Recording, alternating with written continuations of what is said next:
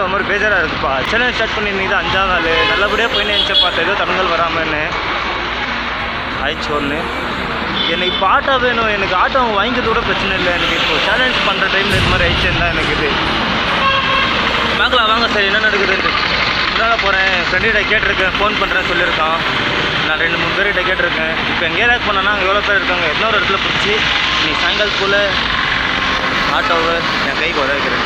வேறு ஆட்டோ இந்த ஆட்டோ இல்லை ஆரம்பிச்சிஸ். அப்புறம் ஆட்டோ தேடி ரோடோடாக சுற்றினே இருந்தேன்னா அப்புறமா எங்கள் மம்மிக்கு தெரிஞ்சவங்க யாரோ ஒருத்தர் இருந்தாங்களா, அவங்கக்கிட்ட போய் கேட்கலான்னு பண்ணாங்க. ஆஃபீஸே மூட்டு போயிட்டு இருந்தாங்க. ஹாய் மச்சஸ், இப்போ இங்கே வந்து கேட்கலான்ட்டு அவங்க உன்ட்ட எல்எல் கூட இல்லை, எப்படிப்பா வண்டி தர்றது அப்படின்னாங்க. நான் என்ன பார்த்து பண்ணா அப்படின்னு. சரி போய் எங்கள் மம்மியை கூட்டினவா வண்டி தரேன் அப்படின்னாங்க. நடந்துன்னு வந்தேன் அப்படின்னு. சரி நான் வண்டி தரேன், அந்த வண்டியில் போய் எங்கள் மம்மியை கூட்டினேன் அப்படின்னாங்க. சரி இங்கே கொஞ்சம் ஜெராக்ஸ் எல்லாம் பண்ண மாதிரி ஆதார் கார்டு அவங்க ப்ரூஃப் தரதுக்கு ஜெராக்ஸ் பண்ணி அவங்ககிட்ட கொடுத்துட்டு இப்போ எங்கள் மம்மியை கூட்டினு வரல அவங்ககிட்ட. எப்படியோ நம்ம சிவா நம்ம வண்டி கொடுத்தாங்க. நம்ம சேலஞ்ச் கண்டினியூ பண்ணலாம்.